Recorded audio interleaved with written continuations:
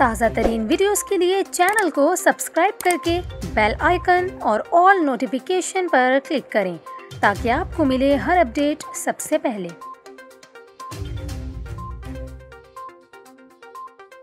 और अभी आपको अफसोसनाक खबर दें, मारूफ अदाकार और कॉमेडियन पाकिस्तान का बड़ा नाम उमर शरीफ इंतकाल कर गए हैं। ख़ानदानी ज़राए के मुताबिक उमर शरीफ जर्मनी में दौरान इलाज इंतकाल कर गए। उमर शरीफ को 28 सितंबर को आर्ज़ा कल्ब के इलाज के लिए बज़रिया एयर एम्बुलेंस कराची से अमरीका मुंतकिल किया गया था। दौरान सफ़र जर्मनी स्टॉप करने पर इनकी तबीयत बिगड़ गई थी, जिसकी वजह से इन्हें वहीं रखा गया और इनका इलाज किया जा रहा था।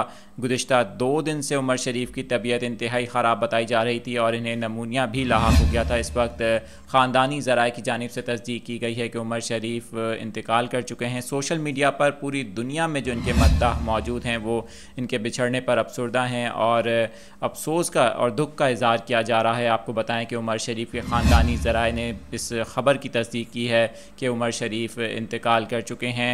आपको बताएं कि उमर शरीफ को 28 सितंबर को अमरीका ले जाया गया था कराची से एयर एम्बुलेंस के ज़रिए।